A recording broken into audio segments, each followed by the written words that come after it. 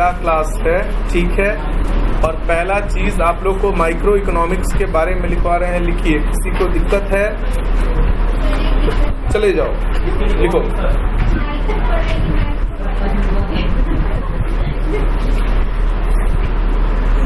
पढ़ रहे हैं मैक्रो, पहला डेफिनेशन लिखना है माइक्रो। अब समझ में आ गया है? कब से बोल रहे हैं तो नहीं समझ में आ रहा, सारा बात तब तक यहाँ लिखना पड़ेगा हमको। शांत रहिए, बात पे ध्यान दीजिए, सब लिखेंगे यहाँ पे। चलिए लिखिए, मैक्रो का आज पहला क्लास है। मैक्रो का आज पहला क्लास है। माइक्रो इकोनॉमिक्स का डेफिनेशन लिखिए। माइक्रो इकोनॉमिक्स स्टडीज, लिखिए micro economic studies problem of scarcity and choice, problem of scarcity and choice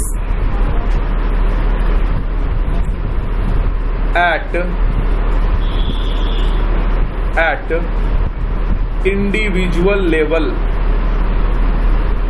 at individual level,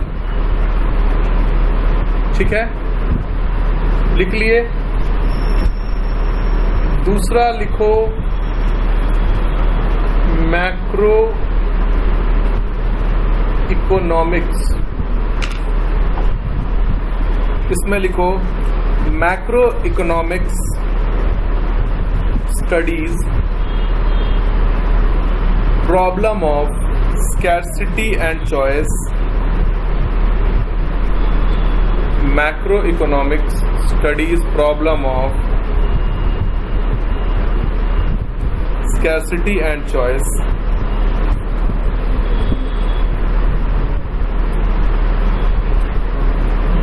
as economy as a whole, as economy as a whole,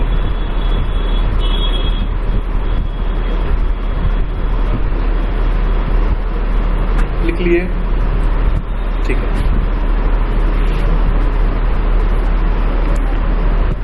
तो यहाँ पे एक बार लिख रहे हैं, कुछ चीज माइक्रो के पहले क्लास से मैच करेगा। माइक्रो और मैक्रो में अंतर क्या होता है? माइक्रो का मतलब एक आदमी, मैक्रो का मतलब ग्रुप, ठीक है। क्लियर होगा आप लोगों को ये चीज। अब आगे यहाँ पे लिखते हैं, देखो इकोनॉमी, फिर इकोनॉमिक्स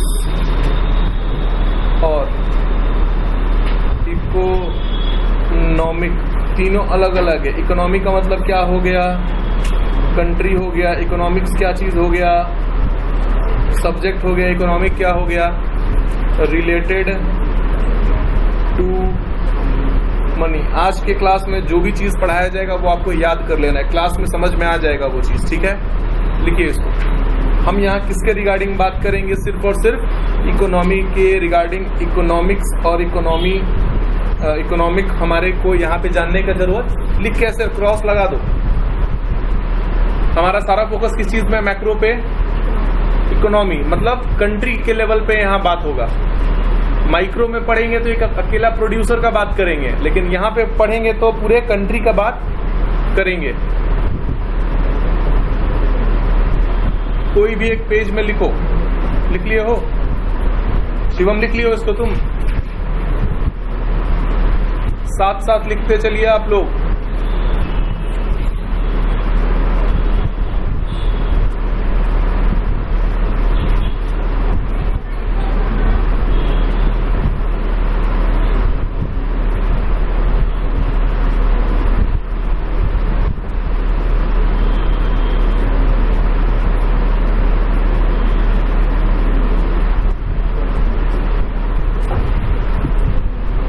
ये हो गया, आगे लिखना चालू करें। जो लिख रहे हैं इसको बहुत अच्छे से याद कर लीजिएगा। माइक्रो में भी ये काम आएगा, मैक्रो में भी काम आएगा। देखो, कंट्री में जो प्रोडक्शन का काम होता है, प्रोडक्शन का काम करने में जो जो चीज हेल्प करता है उसको हम लोग क्या बोलते हैं? Factors of production. लिखिए all those things which contribute to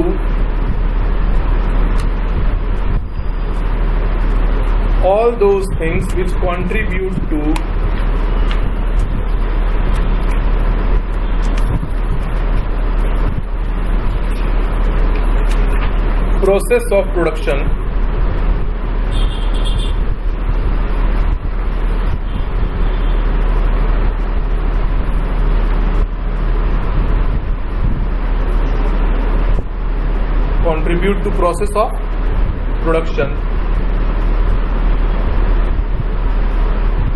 are known as factors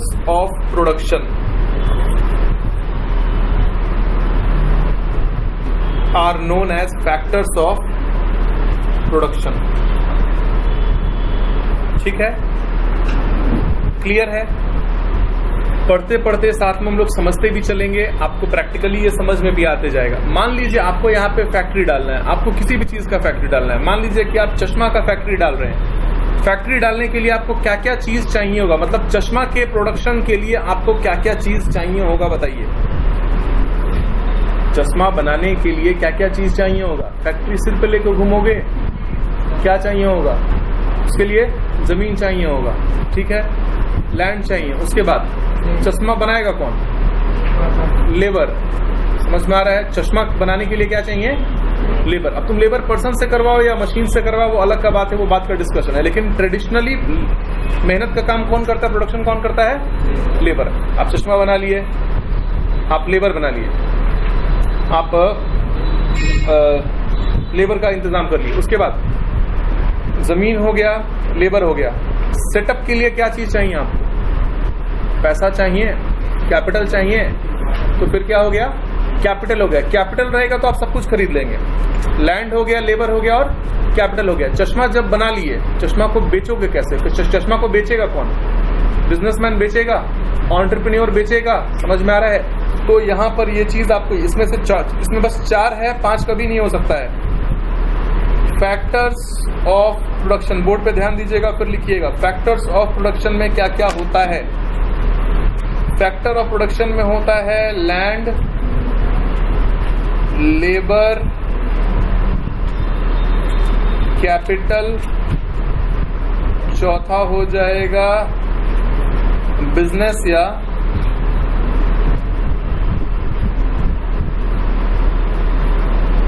entrepreneurship. लिखते हैं एंटरप्रेन्योरशिप, बोलते क्या है? एंटरप्रेन्योरशिप। मतलब फैक्टर्स ऑफ प्रोडक्शन। फैक्टर का मतलब क्या हो गया? प्रोडक्शन का काम करने वाला। प्रोडक्शन का काम करना है तो कितना आइटम चाहिए? 4। कौन कौन सा? लैंड, लेबर, कैपिटल और एंटरप्रेन्योरशिप हम लोगों को चाहिए। ठीक है, क्लियर है? अच्छा, यहाँ ध्यान देना है, हम साथ में रिलेट करके पढ़ाएंगे ताकि आपको समझ में आए और दिक्कत ना हो। ये लोग जो काम करेगा उसके बदले में कुछ लेगा, हाँ या ना? अच्छा, इसको आप जो बदले में पेमेंट करेंगे, आपके लिए वो कॉस्ट है कि नहीं? उस कॉस्ट को हम लोग बोलते हैं फैक्टर पेमेंट। क्या बोलते हैं? Factor payment. लैंड के बदले में क्या जाता है? रेंट। कोई मेरे को कहेगा अपना जमीन हो तो, मान लो अपना जमीन पे तुम कारखाना लगा रखे हो, लेकिन अपना जमीन किसी और को दिए रहते तो क्या उस पे किराया मिलता है या नहीं मिलता? लैंड पे क्या होता है बताइए? रेंट। लेबर को क्या देते हैं आप? वेजेस। कैपिटल के बदले में क्या होता है? इंटरेस्ट। और बिजनेसमैन किस चीज के लिए काम करता है? क्या ये चीज समझ में आया है? बताइए फैक्टर ऑफ प्रोडक्शन क्या क्या होगा? लिखो मत, लिखने का समय मिलेगा, बार बार बोल रहे हैं आप लोगों को। फैक्टर्स ऑफ प्रोडक्शन क्या क्या है? लैंड, लेबर, कैपिटल और प्रॉफिट। कैपिटल को हम लोग के से डिनोट करते हैं। समझ में आ रहा है? कैपिटल को हम लोग किससे डिनोट करते हैं? के से। अब आपको थोड़ा इससे अजीब लग सकता है, जैसे अल्युमिनियम का तुम एल पढ़े थे, जैसे पोटेशियम का के था कि नहीं था? पोटेशियम का पी होना चाहिए था ना, लेकिन के था। समझ में आ रहा है? उसमें याद कर लो। कैपिटल का मतलब क्या होता है? कहीं पे भी इकोनॉमिक्स में के रहेगा मतलब क्या चीज है? कैपिटल का। वहां मोस्ट प्रोबेबली वहां कैपिटल का बात कर रहा है। फिर के एक जगह आएगा तो मल्टीप्लायर का बात करेगा, वो उस समय देखेंगे। कैपिटल किससे शो करता है? के से। इनकम किससे शो करेंगे? बोलो, वाई से। इनकम किससे शो करेंगे? इनकम यहाँ पे नहीं पढ़ना है, लेकिन आपको बता दिए कहीं वाई लिखा रहेगा, इसका मतलब क्या बोल रहा है? इनकम का बात कर रहा है। तो फैक्टर ऑफ प्रोडक्शन कौन कौन सा है? Land, labour, capital, entrepreneurship. इसको जो पेमेंट करते हैं उसको हम लोग क्या बोलते हैं? Factor payment. Factor payment land के लिए, लेबर के लिए, कैपिटल के लिए, बिजनेस के लिए। क्लियर है? अब इसको लिखिए, इसको याद कर लेना है, चैप्टर के बीच में आएगा, इसलिए पहले ही आप लोगों को ये पढ़ा दे रहे हैं ताकि आगे वाला सब कुछ स्मूथ लगेगा। इसलिए कि मेरा टारगेट है कि पढ़ाई आप लोगों को इजी करके हम पढ़ाएं। बीएसटी में जैसे ही पहला चैप्टर खत्म होगा, एनसीईआरटी के बुक से एक एक चीज को हम लोग देखेंगे कि सारे टॉपिक को कवर किए हैं क्या नहीं, और जो मेन हेडिंग है वो हम लोग उसको कवर किए हैं या नहीं।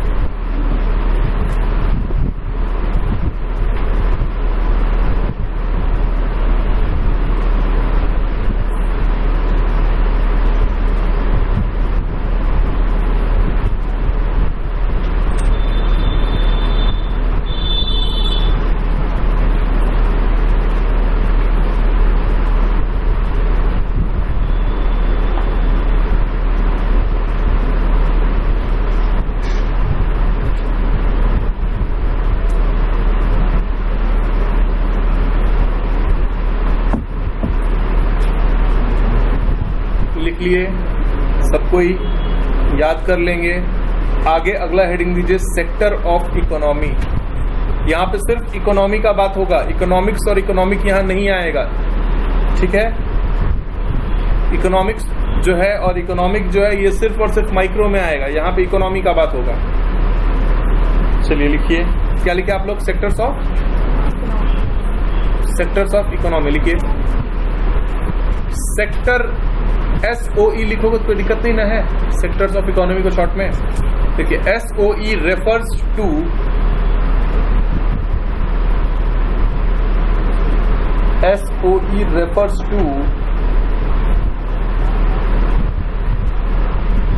those area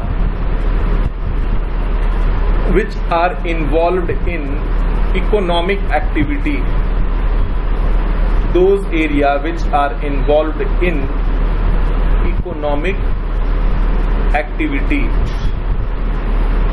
SOE refers to those area which are involved in economic activity. लिख लिए हैं, ठीक है।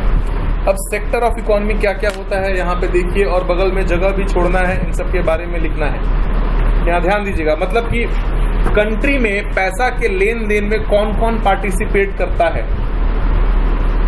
सबसे पहला होता है हाउस होल्ड, ठीक है, इसके बाद 2 लाइन छोड़ देंगे। दूसरा होता है बिजनेस, इसके बाद भी 2 लाइन छोड़ देंगे। इसके बाद होता है गवर्नमेंट, ठीक है। इसके बाद होता है ROE, मतलब रेस्ट ऑफ द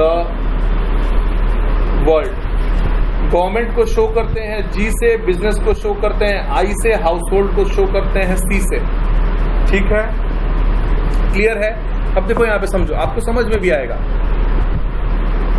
आपको अगर कोई सामान खरीदना है, आप देखिए कि वो सामान आपको कौन कौन बेच सकता है।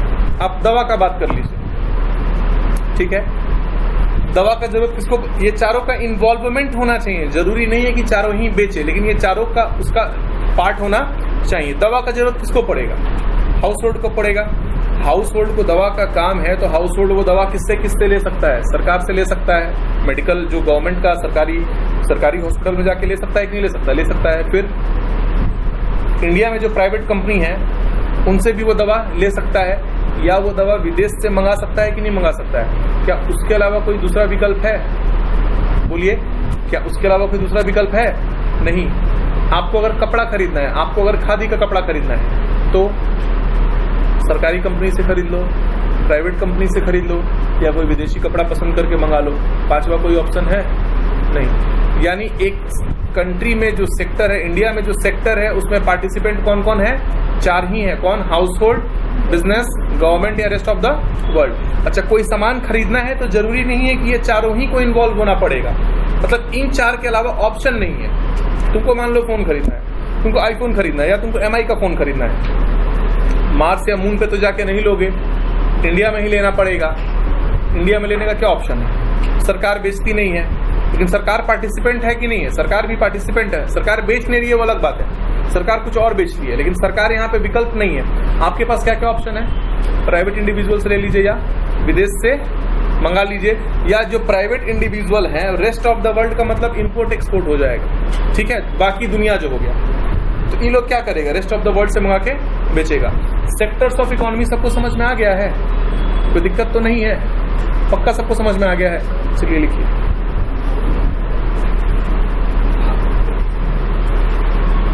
हाउस होल्ड लिखिए, उसमें जो बोलेंगे वो लिखिएगा। हाउस होल्ड में लिखो, हाउस होल्ड में दे आर सी, हाउस होल्ड को किससे शो करेंगे? सी से। सी को ब्रैकेट में लिख सकते हो, लिखो they are owner of,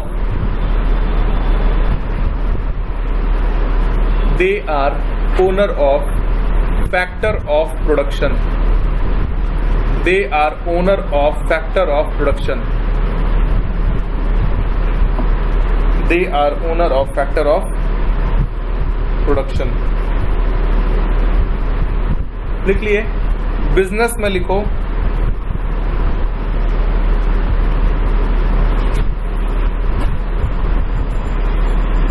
business को किससे शो करते हैं? आई से। उसमें लिखो they are all producing units. आप लोग से एकदम सबसे हिंदी में बोल रहे हैं कि नम्र निवेदन है कि मैक्रो का क्लास मत मिस करना। अनुराग, मैक्रो का क्लास मत मिस करना। एक क्लास मिस करोगे, आने वाला 1.5 महीना का पढ़ाई खत्म। पार्टनरशिप में तो जोड़ घटाव जो हो रहा है समझ में आएगा, मैक्रो में और सबको भी बोल रहे हैं। मैक्रो का एक क्लास मिस करोगे, 1.5 घंटा क्लास में बैठ के मच्छर मारना पड़ेगा। मेरे क्लास में मच्छर भी नहीं मिलेगा, डिस्टर्ब करोगे क्लास में बैठ के। समझ में आ रहा है? एक भी क्लास मैक्रो का मिस नहीं करना है, इसमें कैलकुलेशन पढ़ना है हम लोगों को। चलिए लिखिए, क्या लिखा आप लोग? They are producing units and user of factors of production.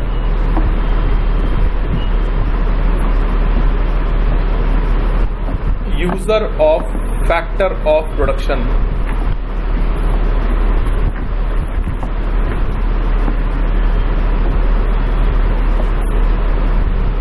User of factor of production. उसके बाद लिखो गवर्नमेंट।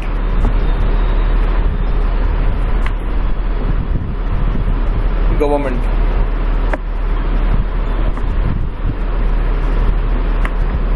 इसमें लिखो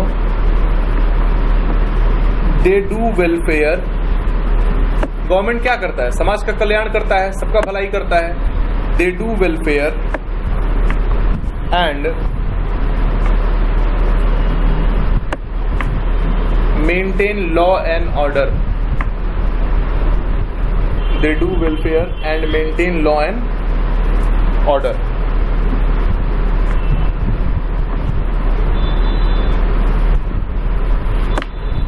फिर ROW में लिखो they include trade with rest of the world.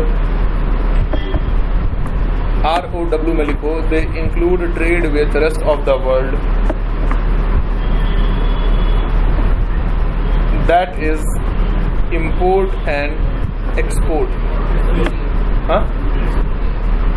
They include trade with rest of the world. They include trade with rest of the world that is import and export.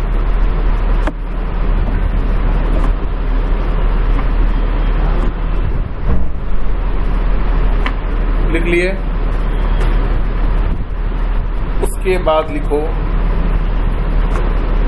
वैसे ये notes में भी मिल जाएगा, micro macro paradox मत लिखो। उसके बाद लिखो तुम लोग economic agent.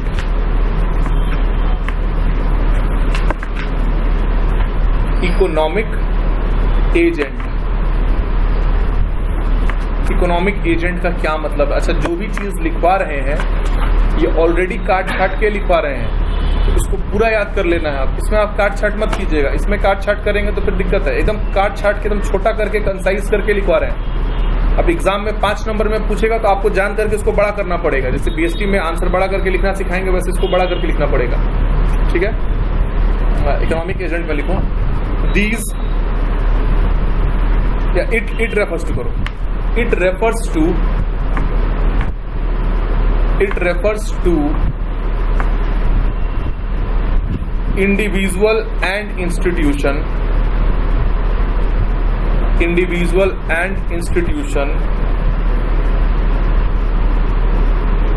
who take economic decision, individual and institution who take economic decision। Paragraph change करके लिखो, individual agent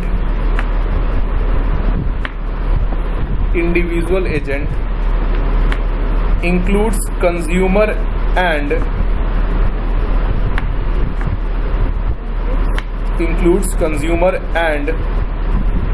producers,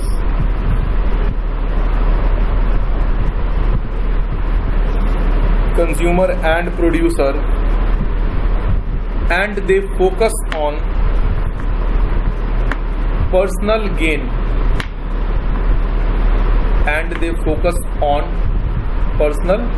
gain, paragraph change करके लिखो, institutional agent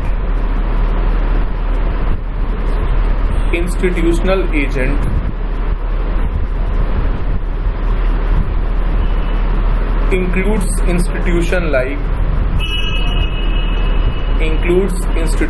like RBI। Institutional agent में होगा, इंस्टीट्यूशन हो जाएगा, मतलब सरकारी संस्थान हो जाएगा। ठीक है, पहला क्या लिखे, फुल फॉर्म इसका लिखिए ब्रैकेट में।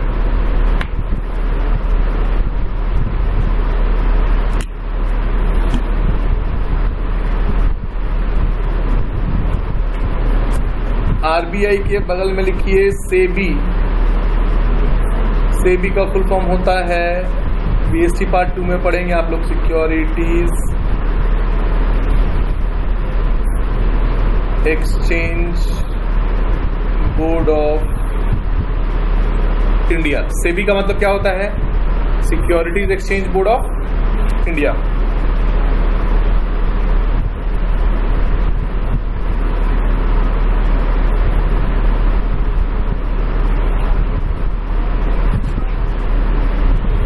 ठीक है, एक्सेट्रा। सेबी लिखने के बाद लिख लो etcetera.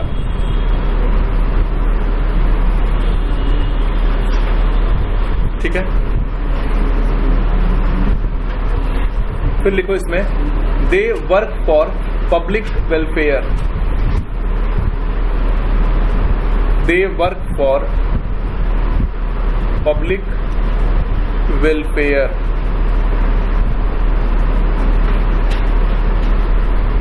They work for public welfare. ये लोग पब्लिक वेलफेयर के लिए काम करता है। हो गया,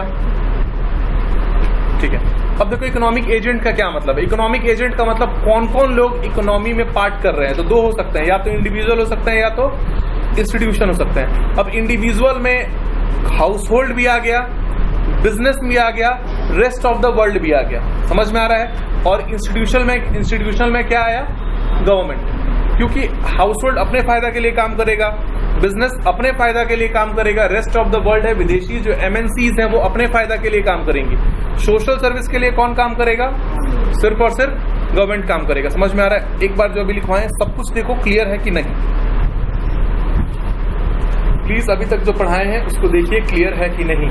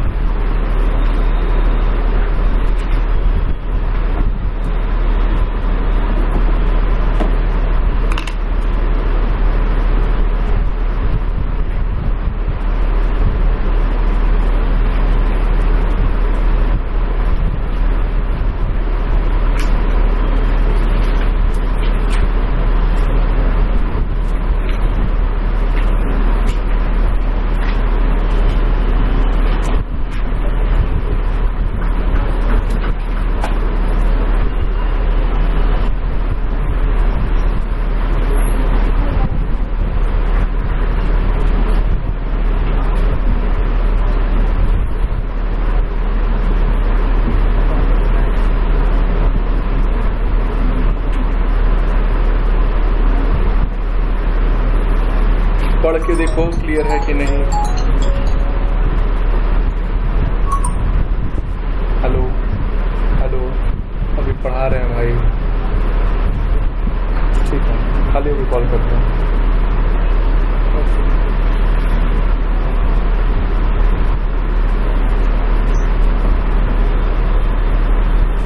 यहाँ तक आप लोगों का क्लियर है। लास्ट चीज लिखवा रहे हैं, उसके ये आप लोग को याद करके आना है। इसी पे आपका नेशनल इनकम अकाउंटिंग है। अगर ये याद नहीं होगा तो नेशनल इनकम अकाउंटिंग समझ में नहीं आएगा, ठीक है। ये जैसे लिख रहे हैं ये सेट है, आपको इसको ऐसे ही याद करना है। ये सेट क्या क्या है देख लीजिए। सेट का मतलब है कि ये तीनों एक साथ रहेगा। आपसे कहा जाए gross comma net comma depreciation, gross होगा, नेट होगा या डेप्रिसिएशन होगा, तीनों क्या होगा हमेशा एक साथ। मेरा बात समझ में आ रहा है। उसके बाद डोमेस्टिक, नेशनल या net factor income from abroad, इसको शॉर्ट में NFIA भी बोलेंगे। अगले क्लास में आप लोग को ये याद होना चाहिए। ग्रॉस, नेट, डेप्रिसिएशन ये एक साथ होगा।